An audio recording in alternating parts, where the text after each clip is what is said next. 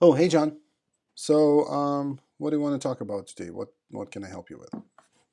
I'm quite focused on what I think I need, and the reason Go I for it. reached out, I saw your profile and what you wrote, a couple of stuff, and this has got to be my major blocker. Is that um, how do because I'm not a developer from the beginning. I was in the military for many years, and then I switched to IT and started doing my own stuff. So yeah, but I don't have this business school background and building a company and raising money. I know what it is, but it's like I have these blocks, and I'm uh, I'm working full time. I have a family. I have small kids, so this transition that I have is um,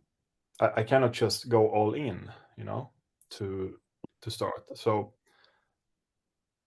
what I'm looking for right now is people with experience that has done this transition from developer to marketing for this in this case. So what kind of strategy is sound to do for someone in my position? Because it's so easy to say, yeah, do this and do that, but we are all different, right? So we have a Yeah, different risk taking and uh, resources available. So it's so easy to say, yeah, do this, do marketing, do ads, but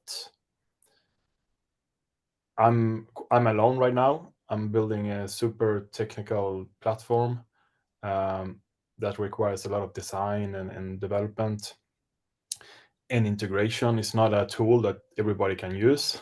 It has to be implemented and people have to be trained on it, like live shopping and all that stuff. So um, how would someone who's done this before transition and start marketing this? Because this is what I need to do right now. What my objective is to do more pilots right now. The MVP is ready, it's live, we have good customer cases, we have traction in, well, the user are using it. But this is not like a free tool that, okay, sign up and use it. Is more like implementation that you have to do. So how could someone like me market and start building my brand and start doing the organic content that uh, gives me more leads, right? So that's what I want to do. I want to start making more content in a non-salesy way. yeah. Don't we all? Yeah, So, well, yeah. I think it's possible, but I think it's easy to see it people who have put in the years, and you want to make it in weeks or months, which is not possible. So yes, uh, I'm all for experimenting and doing, and I'm posting, even though I don't get any likes. I have to start building the flywheel of creating content. okay. So there seem to be at least two questions there. One is the question of transitioning from being three questions, because the first question is how do you transition from being a software developer to kind of more of a business entrepreneurial Yeah, mindset, yeah, which is an awesome thing that you recognize that it's not the same thing. Not everybody does, but those are very deeply different views of the world. So we'll talk about that first. The second thing is how do you do all that while mitigating the risk of having a family, having a job, requiring mm, income, and managing time to allow for that to happen. And the third thing is how do you kind of scale your marketing? So you're saying you have um, a few cases, a few case studies where people are using your software. How do you scale that so you can attract more and you can build more? Uh, and from the sound of it, you would like to do it without spending too much money on that, which is one approach, without hiring too many people, then do kind of sales and integration, which is the other approach. And how do you manage the growth of your company as a solo, despite having a product that requires integration, some hand holding? It's not like a download and install kind of thing. I can answer the first two questions without understanding anything about your product. Yeah, I assume that's what I like to hear. I mean, is this something we can dig into further? And it's not. I'm not looking for a quick win. More like, let's see. Let's have a chat. Okay. And So it's not that let's just start. Let's just Sure. start with the first question, because I definitely believe that the transition is the hardest thing, the most important thing. And in a lot of ways, if you manage to make a transition with a product that didn't succeed, then it is still a success. Yeah, If you definitely. become a business person, if internally you change your mind from being an employee and an engineer into a business person, then whatever you do next becomes much easier. Yeah. And the transition is primarily from focusing on solutions to focusing on problems. So you didn't start, as far as I can tell, you didn't start out as a software developer coding from when you were 11 or 12. So it might be a little easier for you. Do you remember a time where you couldn't code? Yeah, sure. For many Okay. years. Well, that's important because, I started coding when I was 11 years old.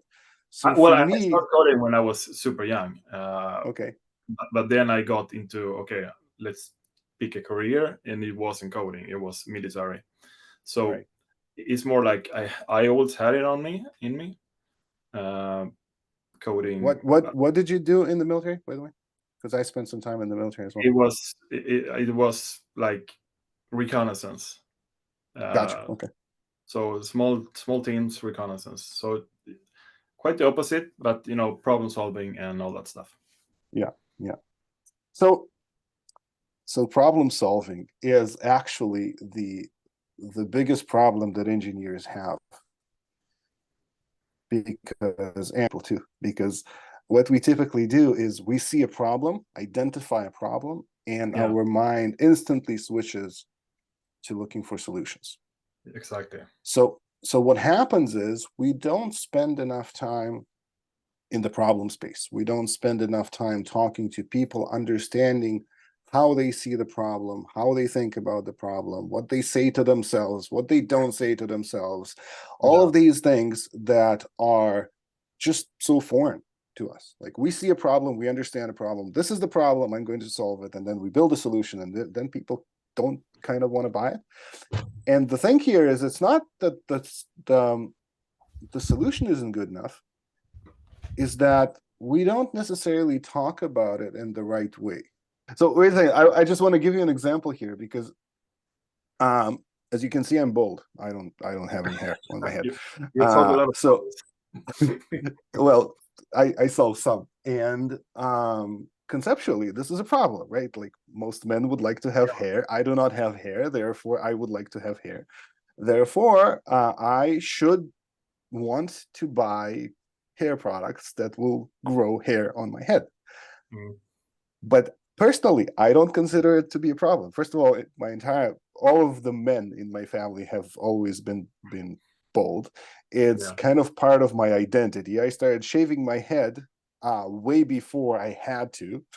It was just Mhm. the thing that I joined the military when I was 18. That was the way I was Oh, there. And yeah. then I lost my hair, but it didn't change my appearance. So it's like I've been like this forever. So I don't have a problem of being bald. But Mm, some people, for example, younger guys who are dating and who think their problem with dating is the lack of hair, mm, would think, oh, if I can grow hair, then I can get the hot girls. But then it's not a boldness problem, it's a dating problem with maybe a hair solution.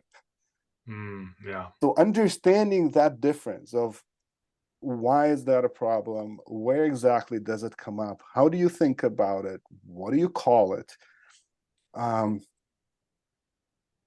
Why haven't you solved it yet? Right? One of the kind of core things that people who have problems typically don't try to solve them. Like a lot of people have a lot of problems who don't solve them and Agreed. aren't even looking. Like sometimes you ask, have you looked on Google? Yeah. And they're No. like, yeah, I haven't thought of it. It's like, holy, that, like, how does this work? If you have like people like you and I who solve problems, we can't perceive people who aren't looking for solutions. But many people have problems and are just not Not looking looking. for solutions. And for us to be able to sell them something, we need to be empathetic to that state of mind. And the trouble with this is that we need to be empathetic for much longer than is comfortable for us, because we want to see the problem. Oh, I got it. I know. I understand the problem. Let me go build a solution. But that's not enough. Immersing yourself and re-immersing your worldview. And that's the difference between an engineer or a military man and a business person. Business people look for problems. They're not looking for solutions. They're not coming up with ideas of things to build. They're noticing people experiencing pain. Mm. And then they sell them something before it even exists, because they sell them the promise of solving that problem. Yeah, I agree. Yeah. You know what I think often is like an anagram to what I should be doing. But imagine that you get hand over Spotify 2.0, the next Spotify. You get the whole product, the code, everything. What do you do? It's going to be super hard to sell, even though you have the complete product and solution. And so it means that the product is only one thing. You have to sell it or market it, or And uh, it's and wait a second, let me pause you here. Because even the conception that you start with the product is step one and marketing is step two, mhm. even that is based on the idea that, first of all, that these two things are separate, and second is that the solution comes before the problem. Because if you first build the product and then you go to market it, then you have an uphill battle. Yeah, well, but let's say that this product already exists. People are already buying it. Well, then there is no problem. Spotify 2.0 needs to solve a problem that exists in a world that Spotify 1.0 already exists in. You're Okay, still so looking for a problem. yeah, so okay, let's say that there is a problem. We're gonna solve like they did, because this is where branding comes into place, or having an audience. Is that you can the thing that you do can traverse much farther and much faster, and then it gives you a feedback loop much faster. Uh, but if you don't have that, which I didn't because I was in the military for so many years, I don't have. I didn't have, but maybe it's a little bit bigger now. A network outside of the military, so reaching out and doing cold calls and all that stuff feel really weird for me. But I still did it, so I know. I mean, I know what I should be doing, but I cannot transition into a full-time salesperson right now, and or maybe I should. I don't know. And pick up the phone and call businesses, and then you know doing what I should be doing. That's the thing. I don't know what to Why do. not? So you're Yeah, why shouldn't you transition into a full-time sales person mode? I am somehow, because I started. The thing is, I built stuff before. I tried to sell it before, and I had some success sometimes and sometimes not. And it's really stressful to do something on the side with the family and kids. Kids are getting older. I mean, I don't want to lose my my focus when I'm home. When I'm home, I want to be home. I don't want to be chasing a dream, right? So this product that I built for the last couple of months, I built with a paying customer. It was like, okay, this is a higher price Mm. product. I built with you, and we're gonna productize it later. So it's not me building something and then trying to sell it. Even though there are competitors doing it, I need that customer that's with me. So that was the first iteration, and now it's more like, okay, I need 2 or 3 more, so I can get more iteration. But I'm not ready to start, releasing it. I think I'm more steady is fast kind of thing. Yeah. But then maybe next year, uh, in the spring, then we have like 10 customer success, 10 cases, and the product is iterated well enough. We can release it now, and people are not gonna, what the fuck is this? Uh, and this is kind of my strategy right now. I think it's like a sound and modest strategy, not to just, I need to do all in or nothing. Uh, Sounds so really good. So you're looking for your, let me just see that I understand it. You yeah, built a custom project for a customer, yeah, and now you're looking to productize it. So you're looking for basically your second customer. yeah. My second customer, and it's not a Okay. custom solution. They were looking at competitors, but they were too expensive. But they wanted what the competition had, so they want a live shopping, live streaming solution. And I built it for them because I knew the tech, and I wanted to find my next project that was an easier sell, right? Mm-hmm. So that is right or wrong. I know I have a lot of, It's better than in most cases. it's better than most cases, but it's not like the golden nugget that, oh, this is a wrapper with AI and it's an easy sell. That is, So I wait a know second. there. So wait a second. So you are guaranteed to have one person who wants this. What you don't know if you have 2, 5, 10, 500. Since you built it for an existing company with an existing need, the only thing you need to find more of these people is very, very deeply understand why they needed you to build it for them. Yeah. That's the only thing. And then you need to figure out who else needs it in the same way for the same reason. Might not even be in the exact same industry, just the core attributes of these people.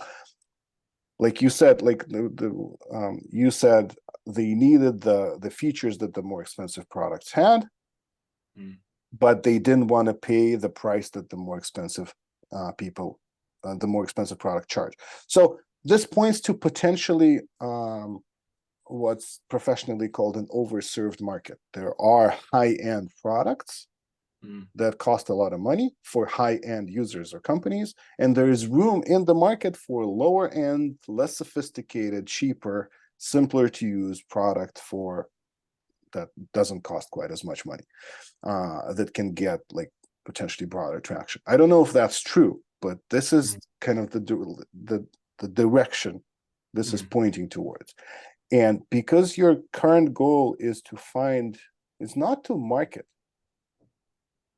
is to Not market. find another client. Yeah. That's it. That's like the short-term goal is to find another company just like that with the same needs, the same problems, the same Same incentives. incentive.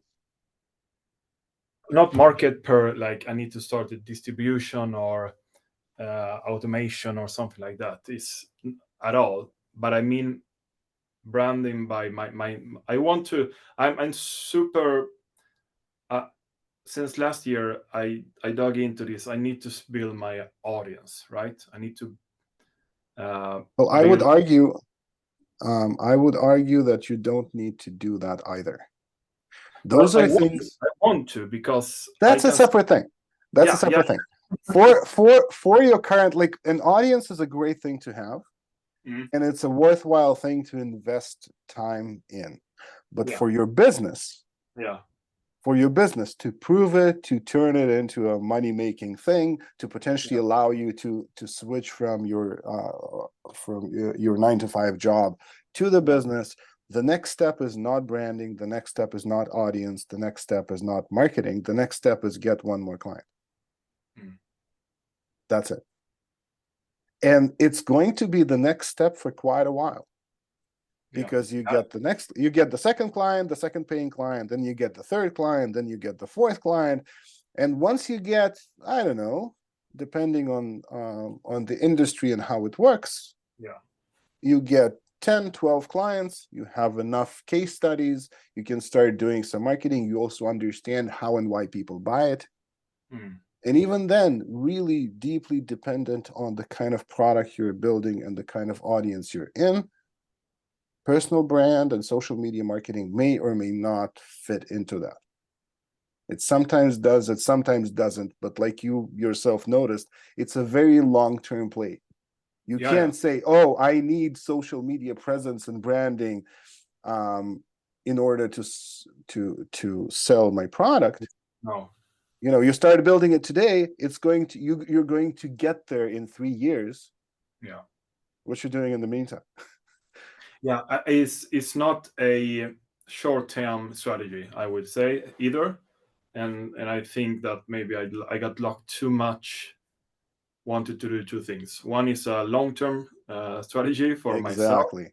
And The the other other is is a short term for the business. Yeah. exactly. So these And are two distinct things, and I totally agree that this day and age it's a really useful thing to have an audience.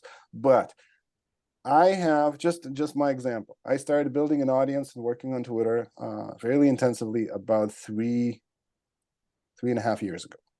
yeah, I have around 3,000 followers, which is not, it's nice. It's not mind-blowingly awesome. It's not like I can pull out anything out of my butt and sell it to hundreds of people. That doesn't work. Like, it's hard work. It's a lot of work. It seems to require thousands of hours on Twitter. yeah, Like, I probably spent a couple of thousands of hours on Twitter yeah, in those 3 years, maybe like 2,500 hours. If I did all of that in a compressed way, like I did full day Twitter, 8 or 10 hours a day for 6 months, so the yeah, same amount of hours roughly, I would have gotten much further. There's no yeah, doubt about it. There's value to concentrating that effort. The people who can do it are not like me. I can't. Like, I really like Twitter, but I mm, can't do it more than an hour or two on a really good day. Most days yeah, it's not even close. So building a brand, and it doesn't matter if it's Twitter or Facebook or Instagram or Snapchat or whatever, like social media or TikTok. So building a brand on social media is just an incredible amount of work. Yes, it is an incredible asset to have. yeah. But On the when yeah, Twitter shifted from being Twitter to being X, and the mm, algorithm changed in a way that most of my followers don't see most of my tweets, I lost about 90% of the value of that awesome asset that I had, that's just like weird. everyone else. Yeah, yeah, and that is why it's you cannot put your business on it. It's more like a low hanging fruit you can have in the future for a new opportunity. But Maybe. Well, you can, but it's like the game changes, right? So it's like, okay, so for a long time, building an audience, building a number of followers was a really valuable thing. And now mm, the way to work with X versus Twitter is different. And you can have 40 followers and have as much traction and as I do with my 3,000. Like, yeah, yeah, it's yeah, just a matter of technique. So building a following is not that important anymore in the mm, context of X. But it's even less important if you have, like you do, a product that you built for a problem that exists for mm, people who you can talk to in depth to understand what the problem is, and also to understand where are more people like them can be found. Got it. I am doing Which that. is Not like, which okay, is I am reaching out through my warm leads. no, Do I don't you? mean that. I mean your actual client. The people who bought, who you built it for, are the doorway into this world. Other people are not quite as good a doorway.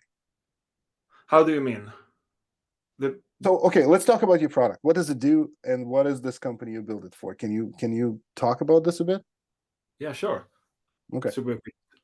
But yeah, so the brand is an e-commerce men's product, fashion, not fashion, but grooming products. Mhm. So they have their own products, but they are resellers for other products as well. Okay. So they have e-commerce. They have two retail barber shops, and they focus a lot on quality and expertise, right? Okay.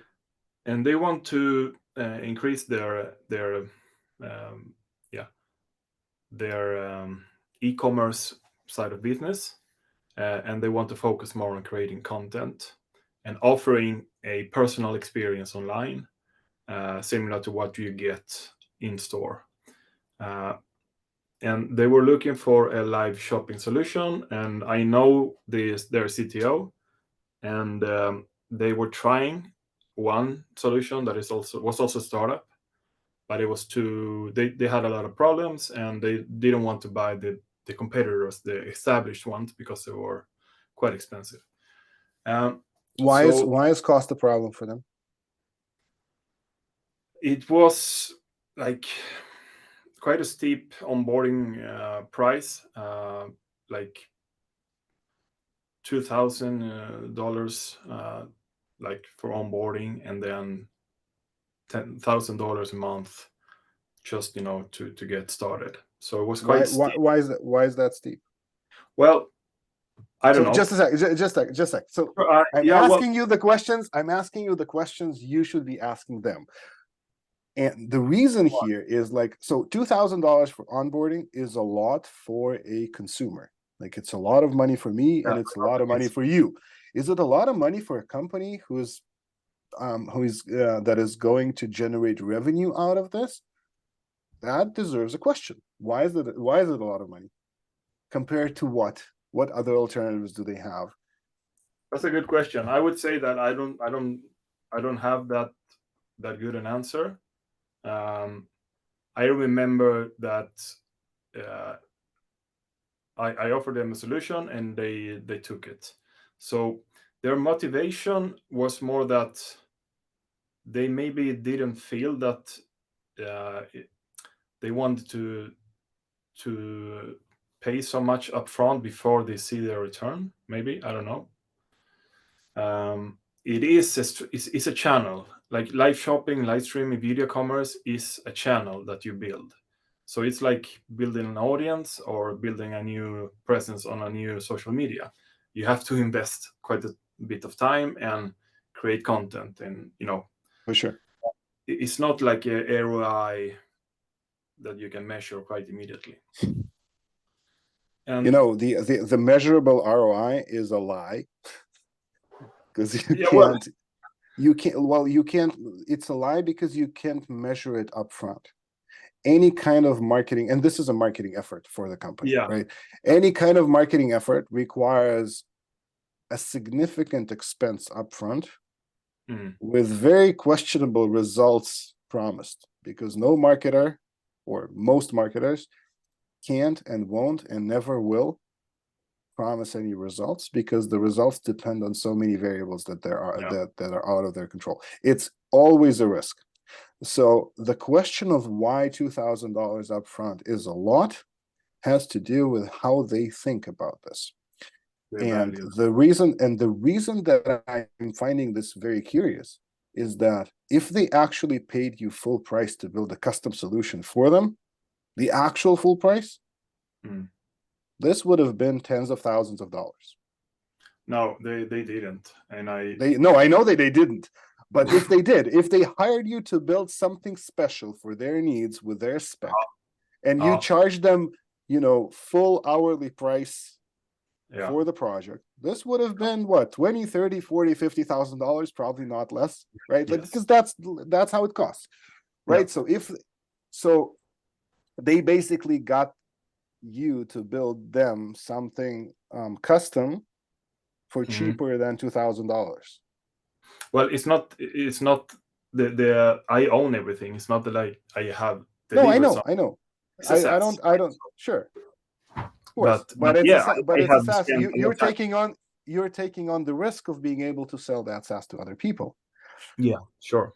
And what I'm saying is, and sorry if it sounds a little harsh, but in the world of marketing, channel, content generation, and all that, the prices are really steep. And the reason the prices are really steep is because this is a directly money generating investment. It might not work out, it's a risk, but people don't pay this money to save themselves time or make something more convenient. They pay this money to directly generate revenue. And therefore, marketing products and marketing services in general cost a lot of money and are worth a lot of money. So that's why, simple example, Ahrefs, the SEO company. You look at it as an individual, it's like, I think it's like $400 a month or something like that. That's ridiculous. That's so expensive. But in the realm of what SEO can do for you and what kind of revenue it can bring to a company, that's nothing. It's peanuts.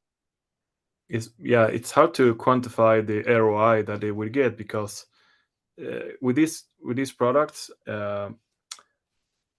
many want to use conversion rate as a calculator of the value, but that conversion rate may not come for a long time. before a month, maybe. Because, and also it depends on many other things. It depends on the quality of the content. It depends on your market.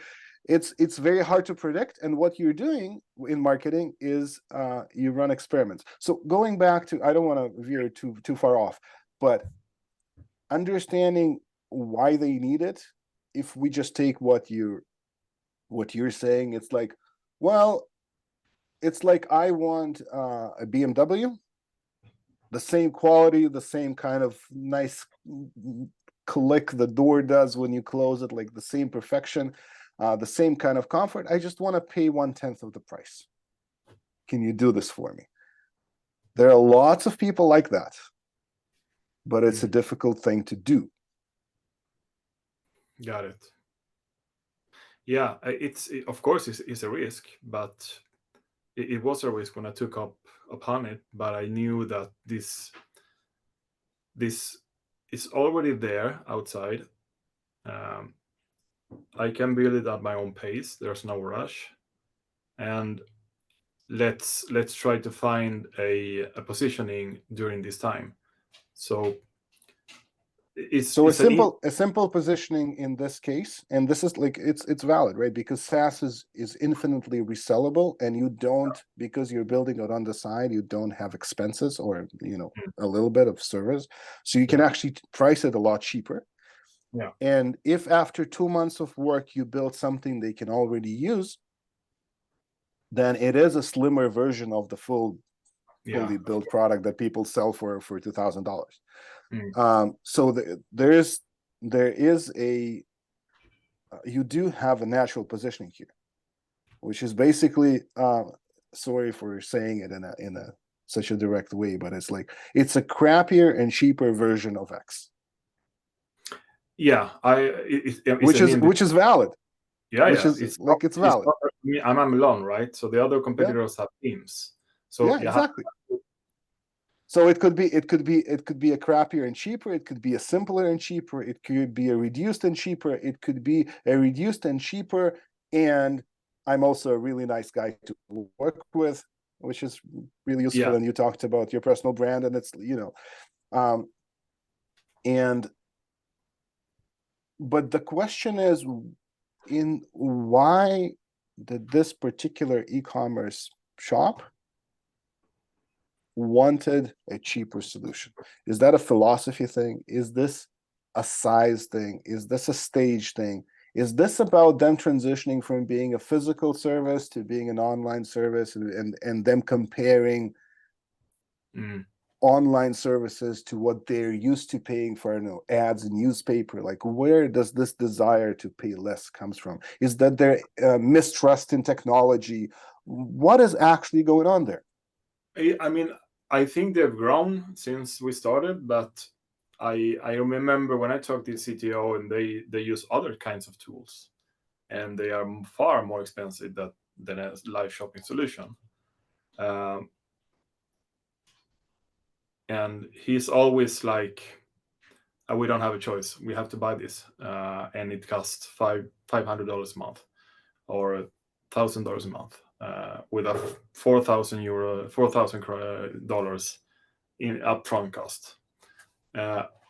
So obviously they are not shy on spending money on SaaS applications. Just on this, yeah. But this one was, I mean, they had a pilot with another startup that had a different price model. They were super cheap. They didn't take anything up front. They just took a commission for each sale. A higher commission, yeah. Yeah, well, like 5% per purchase. That's not very high.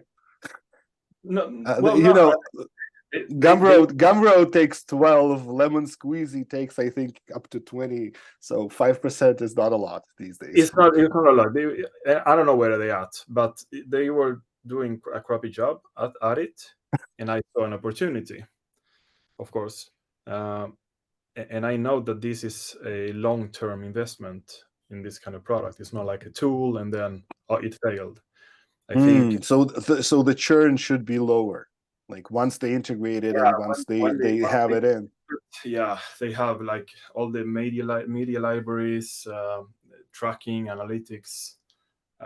It's not something This is a really important point, because when what you offer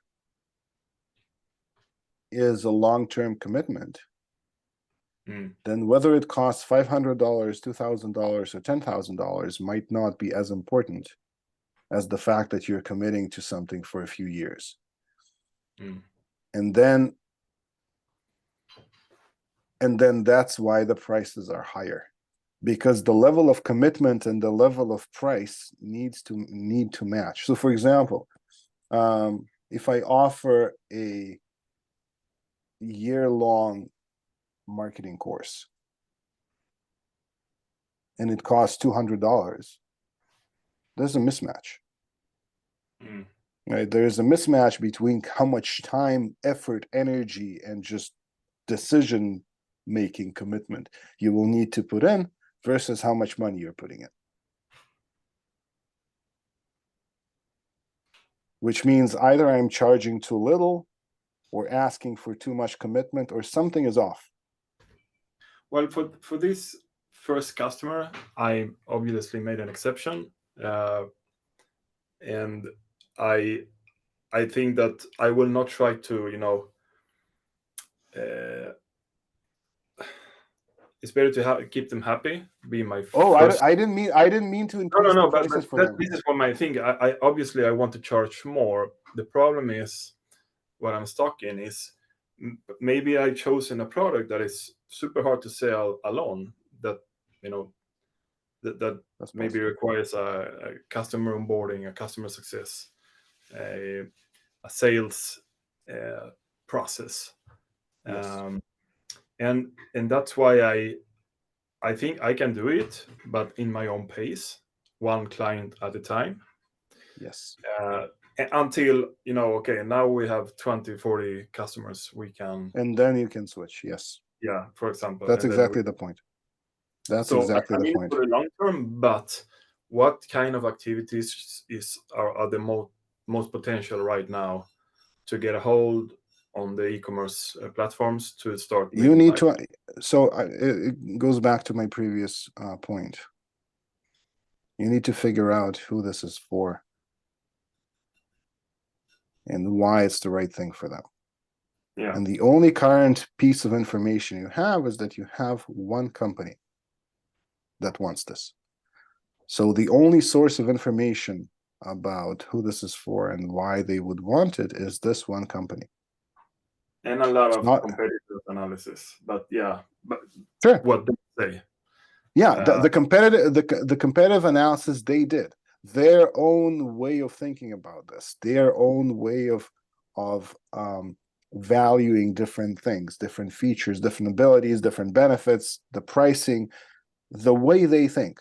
So basically, this is like a typical scratch your itch kind of problem. Only in this case, you didn't scratch your itch, you scratched theirs, but it's still it's n equals one. So you need to extrapolate from this specific case to something more general. Got it. So you mean like doing more deeper interviews with them to Mhm. analyze their needs and desires? Yeah, I tried to do, yeah. I've done that. I tried to do it. Why? Asking why? Why are we doing this? Um, and maybe I should revisit those sources. To I mean, I recorded all the early interviews with them. Yeah. To but Oh, you I recorded all the interviews. So you basically the first ones, yeah. so you probably have all the answers that you need. Yeah, There's yeah, I one know problem. but There's just yeah. I just You need. just need yeah. Uh, So there's a risk here because it might be possible that if they want the more expensive thing for a lower price, and they want the ability to get exactly what they want, like a custom project for the cost of a low priced SaaS, then that doesn't no, work.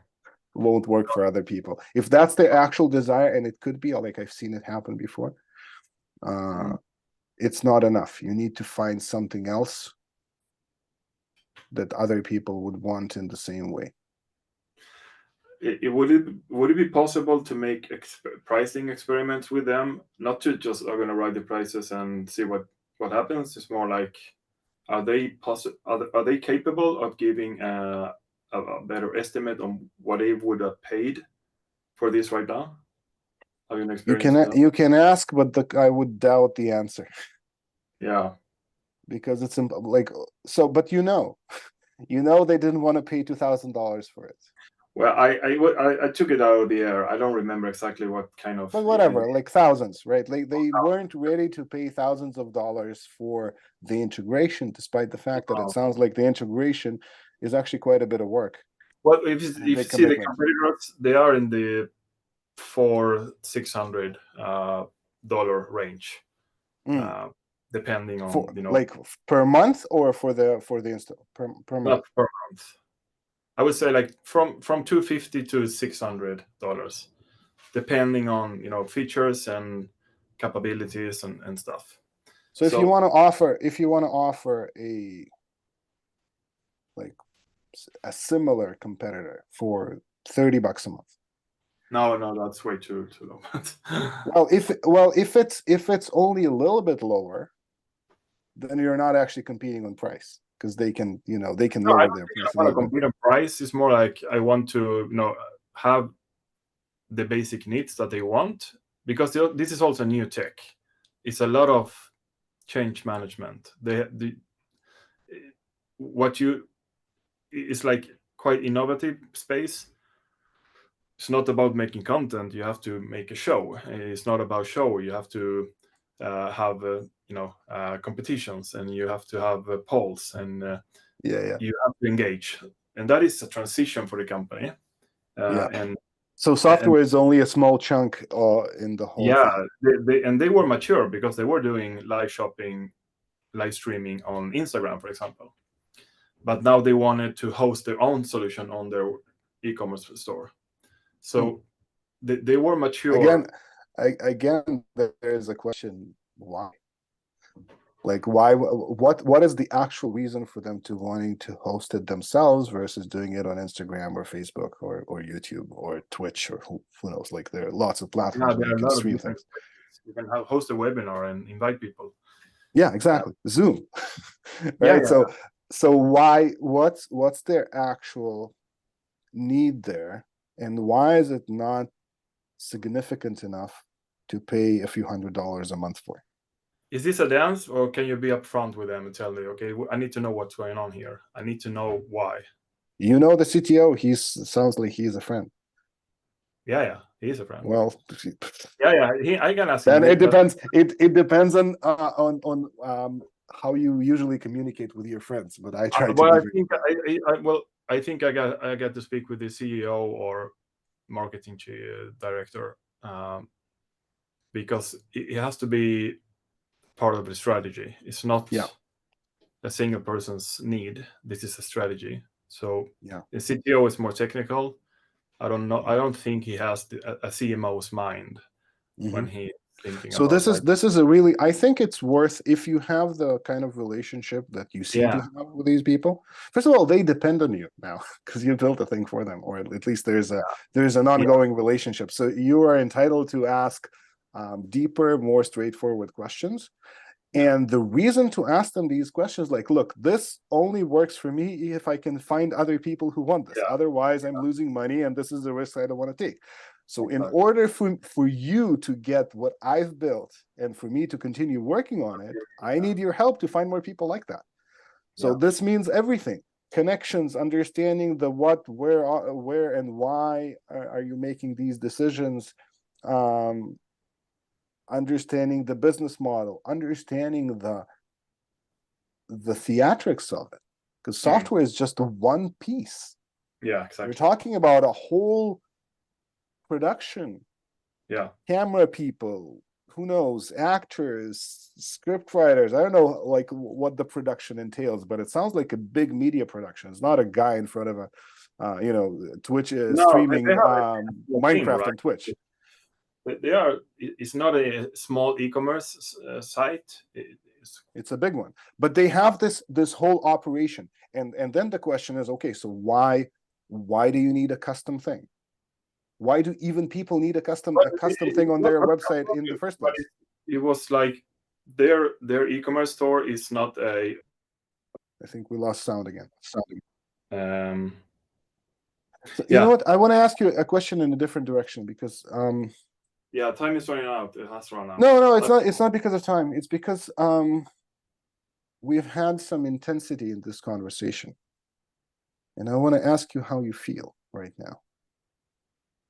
What's well, like, I feel I have more fo- I understand more that I need to be more hard on the uh, getting more information for this customer so I can reach out to the next one with better insights and motivations. I of course I've done a lot of tons of research and listening to competitors' podcasts. I know the drill, right? But and it's easy to try to ride that wave, uh, but they have a totally different, sales capability, marketing capability. I need to reach out personally, and I am getting traction. Going to meetings or people want to hear more about the technology, but so it's a slow process. But I definitely think that I need to be a little bit harder on them, and weigh in that the situation that I will not be able to continue with this if I don't get help, growing it to get more customers. So I need your help, and I put uh, a large amount of hours and days, and weekends and nights for this. So now they've done 5 shows, live shows. So it's not like and they want to continue. So I feel that like I should be able to, get their CEO or CMO and okay, listen, this is the deal. We need to uh, we need to work together with this one, uh, and not yes, be alone. try to be more with the customer and continue forward than to try to guess what they wanted and try to sell it to another customer. Yes. Something like that. And ultimately, if they don't want to help me or they don't have a reason, then maybe I shouldn't continue with this idea because it's going to be too hard by myself. Maybe I need funding. I don't know. But obviously, it's out there. There are competitors. There are more competitors than that it was a year ago, and content is king. So it's in the right theme spectrum, but it's also a sell that you have to do. So Yeah. something like that. It feels that I have more understanding of what I should be doing and not focus too much on the branding stuff. Yeah, because that's a different story. Like maybe you should do that, but not for this. Not for this. No, you're totally right. And to have a conversation with the CTO, with the CEO about this, and the CMO about this, I would run the numbers to figure out how much this would have actually cost as a custom project for them. To have some not Well, leverage. yeah, because this is the actual, like, you didn't negotiate it ahead of No, time, no, but this is basically what it is. Like, you put in whatever 100 hours, Yeah, maybe more, maybe more. All right. So if it's 100 hours at $100 per hour, which is not too high, right? No. That's $10,000. If it's No. $200, if it's 200 hours and it's $200, then it's about $40,000 that you've put in so Yeah. far that they did not pay, right? And they paid they got it for free. Well, not for free, but they close to saved a lot. free. So they have gotten a lot of value, quite cheap. Yes. So yeah, of course, but surely this is a business, right? It's not a charity, and I wanted to Exactly. continue with them. So, but what it sounds like I should be able to not put them against the wall and help me. It's more like I need to work closer with you to grow this, and I need Mhm. your help to do that because I given you so much, and I want to Yes. continue working with you. Yeah, So and in order to be able to, this is a different topic, which we can have a different conversation about, but this is basically a negotiation, yeah, and you are starting the negotiation from a default position of what seems like a position of weakness, but it's not actually a position of weakness because they need you very much. Software doesn't work without somebody maintaining it. It just doesn't happen. no. So they need you and they're not paying you. They think they've convinced themselves and they've convinced you that they're giving you this magical thing, which is the code that you wrote. Right? Which is it's nice, but if you pull the plug, then they're left with nothing again. Going back to Instagram, Well, probably. they have helped me, but in a more non monetary way. So Yeah, of and course, not direct. and well, not direct, but indirectly they help me build and polish the product good enough for a new Well, customer. that's not no, yeah, but that's not them helping you. That's them helping themselves. They wanted Yeah, a polished yes, product too, right? yeah, It's like, you're right, but it's a side effect of allowing so because they put up with a lot of bugs, of course, also too. It's not like uh, I sure. well, But I'm just saying so an alternative to this kind of contract that you had with them is, listen, I'm going to build you, this is what could have been negotiated. I'm going to build a custom product for you, and I'm going to give you a 30% discount because I want to keep the code. Yeah. Not a 98% discount. Yeah. Right? That's what happened. Mm. So now you're in bed together. They need you, you need them, and now you need to find a way to work together with them to make this into a viable business for you, so that they can keep working with this app. And the alternative is to pay you whatever it's worth, and which they wouldn't, right? So No, well, I could try. Yeah, if yeah, but every it's like there's a back and forth here, and you have a position of power to negotiate. I don't mean that you need to be nasty, but there is a no, certain set of conditions here. If you can't find enough additional clients for this app, you will drop this. mm, That's just the reality of it. You're a solopreneur. If you try a project and it doesn't work, you drop it. You move on to the next thing. so the strategy would be that I need their help because I just I have said no. I could say that I have said no to others because I want to only work with you to make it good. But the reality is that I will not be able. It's not that. It's not like I cannot sell to others without them. But No, it is. Why not? It is exactly what it is. how do you mean? They have connections, networking, presence, Yeah, experience, a chief marketing officer, yeah, marketing budget, a filming crew. They yeah. have resources you don't have any access to and I won't.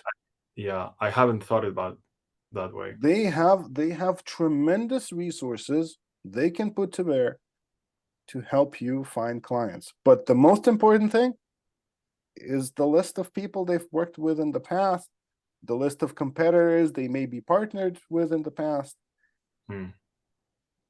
other e-commerce brands that their employees worked for in the past. They just, the network itself is incredible. Yeah, I totally agree. And I've been talking to the CTO, and I know the CTO is not the out there brand Yeah. building entrepreneur.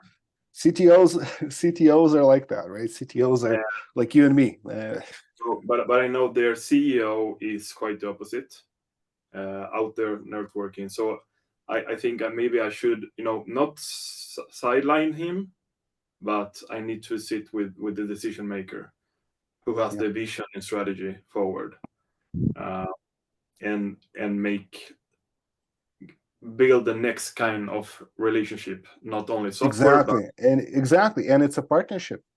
yeah, a It is partnership. a partnership that they need and you need, and it only works if both of you are getting what you need. Otherwise, the partnership gets dissolved, So and I need you to lose step a up. couple of months of work, and they lose their investment as well, in time, in integration, in direction, in marketing, whatever. But sounds like I need to step up in the business deals process, and try to forget that I'm a small solopreneur. I need to start, switching and switch minds towards um, growth or survival in terms of the product. Not comfortable. Well, I like the challenge, uh, and it's easier to accept it if you see it as a way forward. Um, More clear now than before. But yeah, that would say that's the clarity that I have right now. Is that I have to be more honest, honest against them, and otherwise it's not going to work, obviously. And ask for their help, like in a partnership kind of way. Yeah, Um, and let's see, take it from there, because maybe they don't want to continue because they didn't see the return on investment, and then we're there. exactly, exactly. But And then you can cut your losses, exactly. right? Because maybe this is because there are projects and products that are a better fit for solo founders, and there are products that are not as good fit for solo founders. I totally Um, agree. there's a sweet spot there, but like for example, as a solo founder, selling to enterprise is almost impossible. Yeah, Selling to consumers is also really difficult because getting enough traction with $5 a month yeah, product yeah, is just an incredible amount of marketing work.